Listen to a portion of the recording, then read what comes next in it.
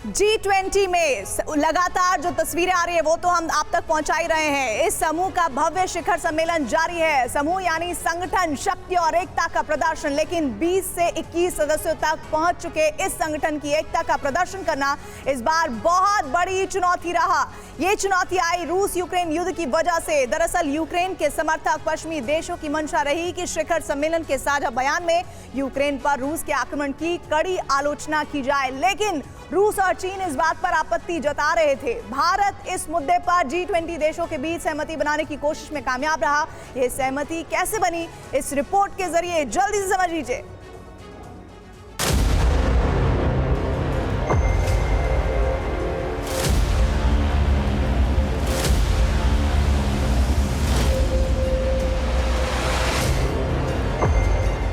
आज G20 के president के तौर पर भारत पूरी दुनिया का आह्वान करता है कि हम मिलकर सबसे पहले इस ग्लोबल ट्रस्ट डेफिसिट को एक विश्वास, एक भरोसे में बदलें। यह हम सभी के साथ मिलकर चलने का समय है।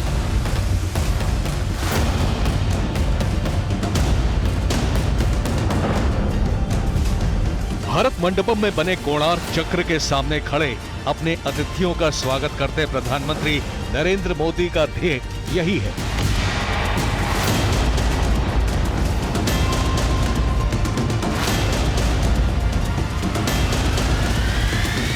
विश्व शक्तियों के बीच भरोसे की कमी को पूरा करना, सबका साथ और सबका विश्वास के सहारे विश्व विकास का चक्र आगे बढ़ाना।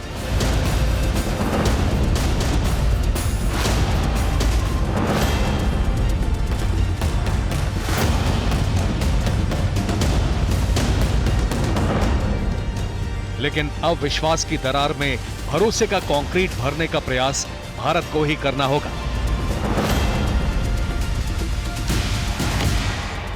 G20 शिखर सम्मेलन 2023 की सबसे बड़ी चुनौती यही रही, क्योंकि दुनिया इस वक्त नेटो और रूस के वर्चस्व की जंग के दौर से गुजर रही है।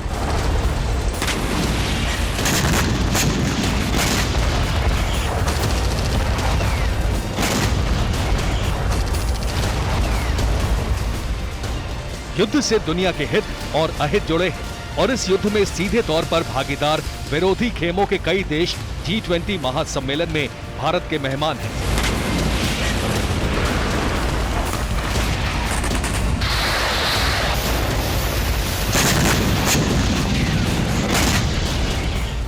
एक तरफ America, France, Germany, Canada, Britain, तुर्की हैं, तो दूसरी तरफ रूस और चीन है।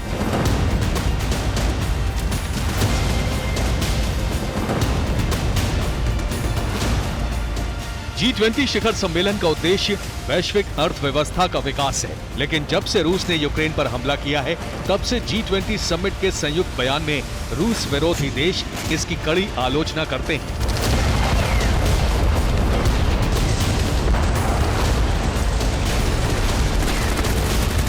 रूस ने फरवरी 2022 में यूक्रेन पर हमला किया और इसके बाद जब इंडोनेशिया में G20 समिट हुई तो साझा बयान में रूस के हमले की तीखी आलोचना की गई। ये चुनौती इस बार भी बनी, लेकिन भारत संतुलित साझा बयान जारी करने की चुनौती से बड़े ही कूटनीतिक अंदाज में निपटा। मैं इस डिक्लेरेशन को एडॉप्ट करने की घोषणा करता हूं।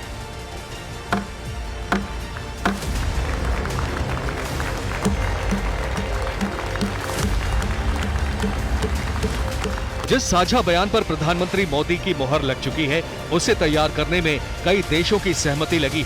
उसके एक एक शब्द को तोल मोल कर लिखा गया है। इसको अंतिम रूप देने में कई दिन लगे, क्योंकि यूक्रेन के समर्थक देशों का पहले से ही ये एजेंडा था कि युद्ध की तीखी आलोचना की जाएगी।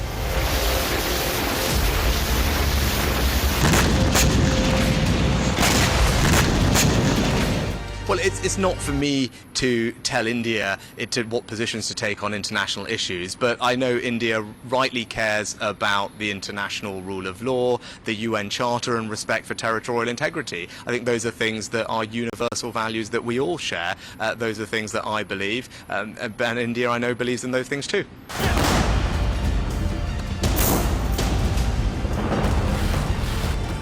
रूस यूक्रेन का युद्ध ही G20 2023 के साझा बयान में सबसे बड़ी बाधा बना। बाधाएं क्या रही, ये समझिए।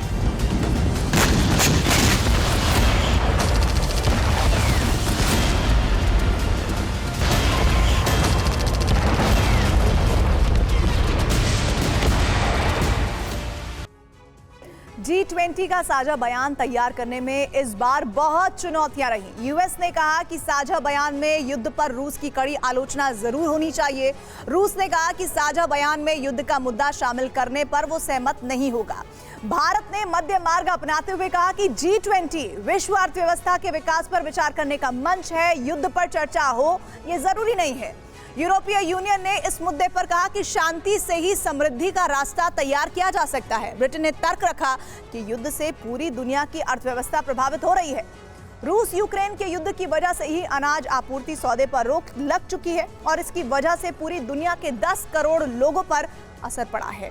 चीन ने ब्रिटेन के बयान पर तर्क दिया कि युद्ध की वजह से दुनिया की अर्थव्यवस्था पर बुरा असर नहीं पड़ा, बल्कि अमेरिका की तरफ से रूस पर लगाए गए प्रतिबंधों की वजह से अर्थव्यवस्था प्रभावित हुई।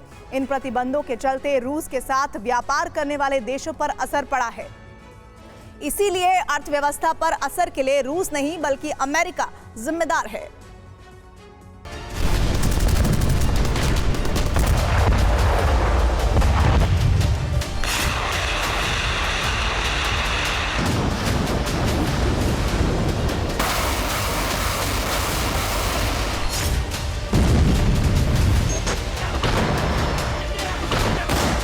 रूस यूक्रेन के बीच बरसते बारूद का असर दिल्ली के महासम्मेलन पर पड़ा।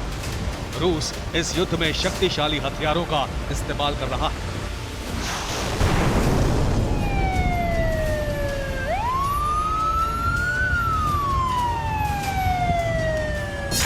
लेकिन भारत को इस महायुद्ध की अंतर्राष्ट्रीय समस्या से निपटने के लिए कूटनीति के हथियार का इस्तेमाल करना पड़ा।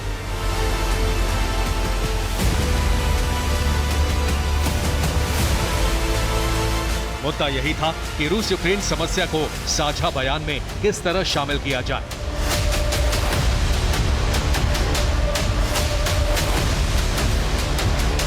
शब्द ऐसे हो जिनसे अमेरिका और यूक्रेन के बाकी समर्थक देश भी सहमत हो और सार ऐसा हो जिस पर रूस और उसके बाकी समर्थक देश भी राजी हो जाएं। विशेष ये कि बात ऐसे कही जाए जिससे भारत के गुटनिरपेक्षता और रूस के साथ दोस्ती दोनों अखंड रहे। G20 के सभी सदस्य देशों को शेरपाओं ने साझा बयान तैयार करने पर बैठक की। ये बैठक 150 घंटे तक चली। बैठक में रूस यूक्रेन युद्ध का मुद्दा शामिल करने पर चर्चा हुई। G7 और रूस चीन के बीच मतभेदों को दूर किया गया। इस बैठक में यूक्रेन रूस समस्या को साझा बयान में शामिल किया गया। साझा बयान के हर शब्द पर सभी देशों ने अपनी सहमति जताई।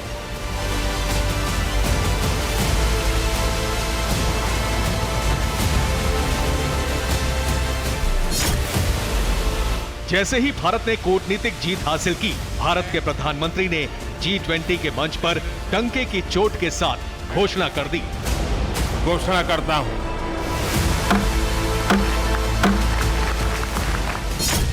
साझा बयान का यही वो दस्तावेज है जिस पर सभी सदस्य देशों को सहमत करने में भारत कामयाब रहा है।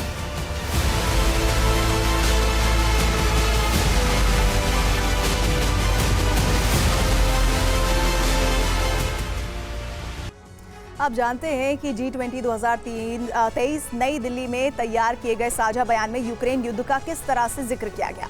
इसको 4P फॉर्मूले के तहत परिभाषित किया गया। पहले P का मतलब है प्लैनेट यानी कि धरती ग्रह, दूसरे P का मतलब है पीपल यानी धरती के लोग, तीसरे P का मतलब है पीस यानी कि शांति, चौथे का P मतलब है प्रॉस्पेरिटी यानी समृद्धि। यूक्रेन युद्ध पर साझा घोषणा पत्र में पहला पॉइंट ये कहा गया कि युद्ध और विवादों से दुनिया पर नकारात्मक असर हो रहा है और इसके अलावा लिखा गया कि सभी देश यूएन चार्टर के उद्देश्यों सिद्धांतों के मुताबिक व्यवहार करें, किसी भी देश की क्षेत्रीय अखंडता, संप्रभुता, स्वतंत्रता के खिलाफ शक्ति प्रयोग न किया जाए। G20 राजनीतिक या फिर सिक्योरिटी या रक्षा समाधान का मंच नहीं है।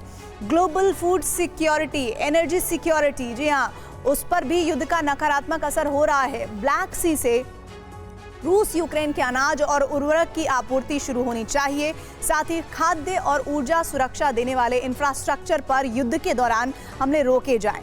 डिप्लोमेसी और डायलॉग से विवादों का समाधान होना चाहिए।